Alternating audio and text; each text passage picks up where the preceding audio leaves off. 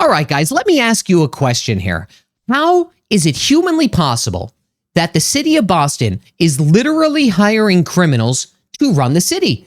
This is another fox guarding the henhouse situation. Only now the fox is on like city payroll. They're getting city or state health benefits, and they're also driving a city issued Jeep with tinted windows. And maybe, just maybe, there is a machine gun, a DIY machine gun in the back. Right? Michelle Wu, she has said verbatim that they hold their city workers to incredibly high standards, incredibly high. That's both on and off the clock. But I would think that if you were to make that claim, that would be like a restaurant claiming they have the healthiest and safest food only after the health inspector finds a rat in the soup. I mean, really, and I'm not exaggerating here. There are sex offenders, there are violent offenders, there are offenders, and these people have rap sheets that are longer than their job applications. And this is, again, all under Michelle Wu's watch.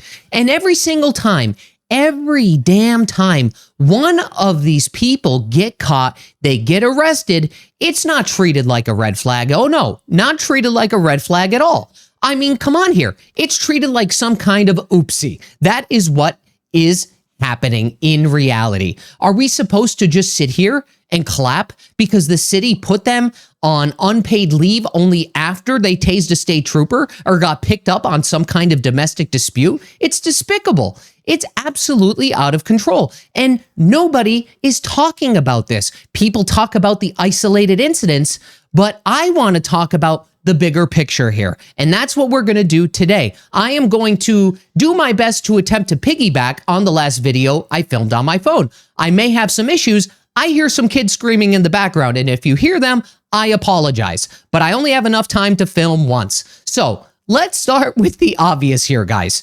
And you know, over the past few months, these city employees under Wu's administration, they have been arrested at scale. This is some kind of statistical anomaly, okay? It's unbelievable. There was a housing supervisor tied to a deadly shooting. They didn't do the shooting, but they're tied to it. Then they have some kind of LGBTQ plus new commission, and that person was arrested on assault. Then there was the person that was the head of police accountability, and they were arrested for a domestic dispute, and they were like bullying a cop that they were supposed to help protect.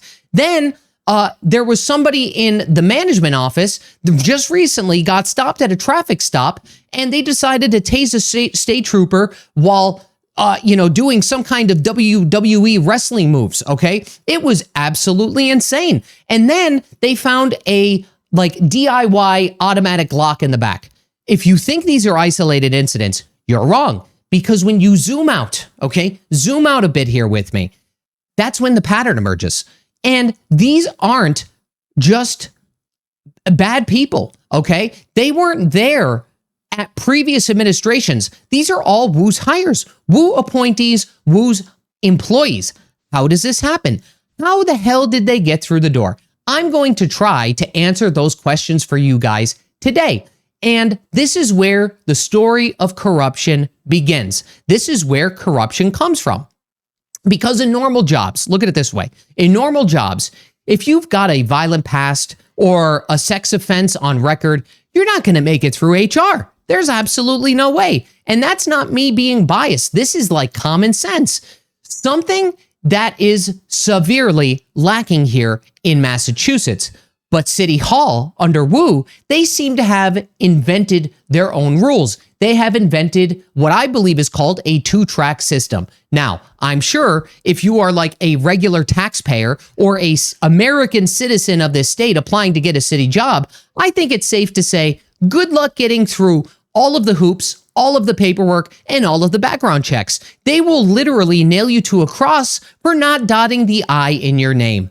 But if you're politically connected, or more importantly, if you are tied to some kind of activist cause that the mayor wants to champion around, or you have the same radical dystopian political beliefs, well then suddenly it's all about reentry. It's all about compassion. It's all about tolerance, and it's all about second chances. How does that happen? And suddenly the standards, they just melt away. they're absolutely gone. And that's not compassion. No, no, no, no, no. That is not compassion. That is definitively corruption, okay? When you are purposely ignoring the minefields and the red flags because someone fits your political narrative, then you're busy pretending it's a moral stand when the consequences blow up in your face.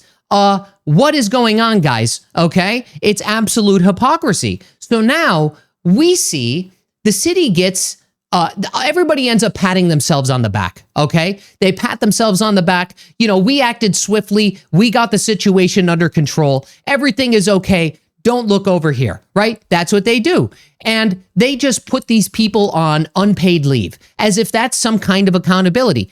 Absolutely not. It's not accountability. Accountability is not pretending you fixed the problem that you created. That's what it is. Accountability is not letting the problem inside of the door in the first place or to begin with. But this isn't just about one bad hire.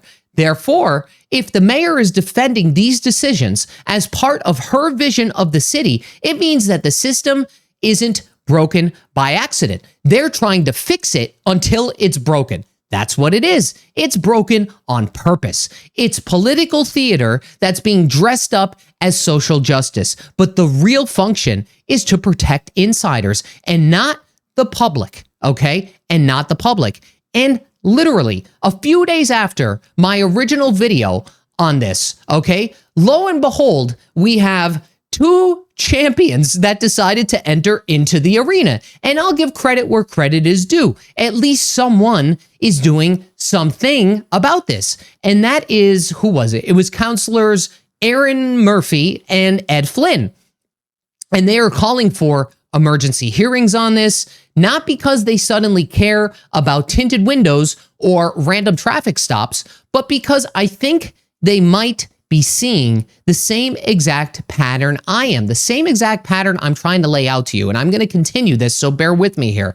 And that is that Wu's staff is putting the public in some kind of safety risk, okay? The public is in some kind of safety risk. These people are like, it's a problem, okay? And they know that the mayor's office isn't going to come clean about it, guys. That's why somebody needed to step up. Now, you probably are sitting there saying, Mike, you know, you going down a rabbit hole here, and think to yourself, like, okay, are these just birds of a feather? More Democrats trying to do the same thing to try to save face, to try to protect Michelle, whatever it is, right? That's probably what you're thinking. I'm thinking that too. I did think that too. But guess what? Mike is trying to be fair here today, guys. And I'll give the benefit of the doubt. I'll give credit where credit is due and hope that they do the right thing. Now, if they stray too far away from the right thing, then they may just end up on one of my thumbnails here, right? That's just the way that it goes. Now, let me slow down and let me be real here for a second. You know, if this was, and I tried to allude to this in my off-the-cuff video that I filmed on my phone while my son is running behind me. If this was a CEO of a company, this would be like national news. Imagine if Apple or Google hired a sex offender in middle management, or if a warehouse manager pulled a Glock with a switch on a cop, okay? It would be a huge, huge problem. It would be national spotlight, right? Do you think that the shareholders of these companies would just shrug it off? Do you think that the board would be okay with second chances? Absolutely not.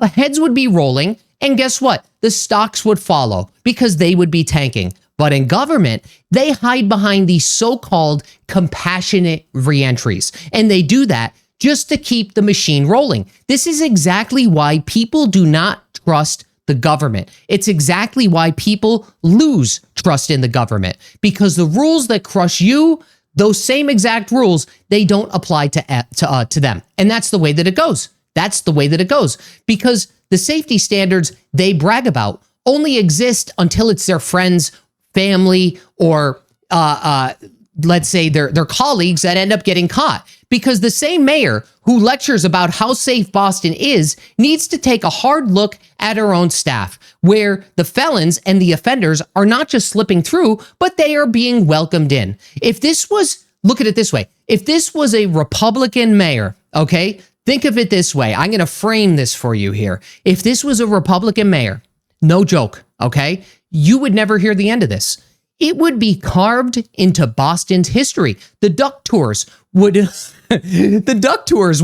roll by, point at the Old North Church, talk about Paul Revere's ride, and then the guide would be like, and over here, guys, this is where our last Republican mayor's staff tased a state trooper. Please take pictures and the flash is allowed. That's what would happen. I mean, really, they would have a landmark at the site and they would have GPS coordinates on Google to visit it. That's the way, that's what would happen here. I mean, I'm just being serious. This is exactly what would happen. So this is what I want. This is what I want to do. Let me frame what's really going on in Boston. And more importantly, you could probably use this same framework I'm about to explain to you in Massachusetts in general. Look at what is happening right now. Look at what's happening today. They are busy defying ICE. They're losing federal funding. They're letting illegal immigration run unchecked. They're supporting activist groups to keep those fights alive, and they are even trying to sidestep the National Guard from coming here. So look at it this way. The issue isn't that these leaders don't want to follow the law. The issue is that they want to be the law, and that's the big difference. They've effectively convinced themselves that they get to decide what's morally right and what's morally wrong, and they think that they have a monopoly on what's morally right and morally wrong. That's exactly what they think. But here's the truth. They don't. They don't get to decide what's morally right and morally wrong. But what they do control, this is the big one. What they do control is your perception. It's the same reason that you're scared to say that you're not affiliated with the Democratic Party at your work, on your social media, or in front of your friends and family. That's the truth, okay? That is the absolute truth. They do have a monopoly, and that monopoly is in how their supporters interpret this behavior. So when they're out there defying federal law, it's painted as bold, it's painted as compassionate, and it's painted as progressive. But if you flip that around, when the federal government tries to enforce the same principles in reverse, suddenly it's authoritarian, it's unjust, and it's dangerous. That is the double standard that we see here. And it's really only amplified by legacy media. That is why you guys are scared to voice your opinion, okay? I'm not scared to say that because it's the truth. Some of you are getting more attuned to doing that, and I'm happy about that, okay? But that is the truth. And you know what? Speaking of legacy media, a lot of times here in the comments section, people are telling me all I report on is bad news. Well, if there was good news to report, I would report that too. But unfortunately, I don't have much good news to report. And you know what? You guys aren't wrong. You're not wrong. But here's the truth about this. If what you're looking for is some kind of feel-good news, and if you want these puff pieces, or if you want like bad news that's manipulated and bent and twisted out of shape until it looks like progress, the legacy media has you covered. You could go anywhere else. It's totally fine, guys. And this is because they've built an entire industry about making you feel comfortable in the kitchen while your house is burning down. This state has built a full-blown Karen industrial complex, okay? That is what is happening here. Excuse me. I'm talking way too long, but I need to get this off my chest. And that Karen industrial complex, this is a system where outrage isn't tolerated. It's basically just manufactured. It's packaged and it's sold as a political product. And City Hall panders it because it's profitable, and it's profitable in the short term, and maybe not in dollars, but in votes, okay? And they make the loudest complainers feel heard. They give them a title, they give them a commission, and they give them an easy job, okay? And then they go out to commit some kind of violent crime, right? It is what it is. But the end result is you don't get the accountability that we're looking for. You don't hire on merit. You get bureaucracy that's fueled by grievance instead of competence. I take the absolute opposite approach to this because to me, the role of commentary isn't to provide you with feel-good stories. It's to hold up the mirror to these people, even when the reflection is absolutely repulsive. That's what I do. That's what this is. And look at it this way. We as a society, a commonwealth, you could apply this logic to the entire country, okay? You really can. Here's the thing. We as a society, we are not going to collapse because too many people are out here telling the truth. And I would encourage any of you to do that on or off video in front of your friends and family, okay? I'm always an encouragement to that. Because, or I should say, but if it does collapse, it's because too many people looked away, or they chose some kind of comfort over reality of what's really happening. Marcus Aurelius, in not so many words, said the obstacle is the way. But in Boston politics, the obstacle isn't the way. It's the excuse. Instead of tackling the problems and the issues that they create, they end up creating more problems for themselves, and they end up parading it as proof of their compassion. Okay, that's what they do. And they do that instead of fixing the system. They redefine their failures as progress. That is what's happening here.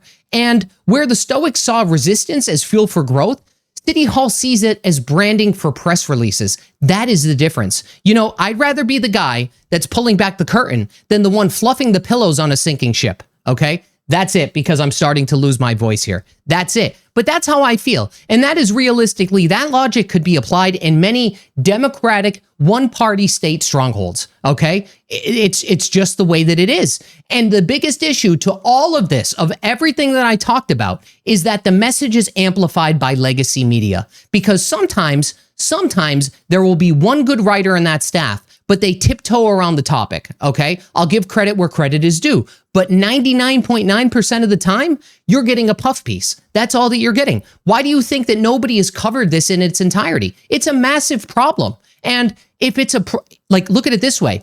A lot of these stories that happened were buried. We didn't find out about the LGBTQ plus woman for months. That was buried since April, and that didn't come out, until July or something like that, or June? I mean, they completely buried and wiped that story. These are the same people that you voted for, and you're going to vote for them again? You have to have some common decency for yourself and your family and your friends, really. I mean, guys, the thing is, the state needs to wake up, and everybody needs to have the same voice. Maybe you don't have to be as loud or aggressive maybe as I am, but at least have enough to, at least have enough to make some change. All right, guys, that's it. I'll see you on the next one. Bye-bye.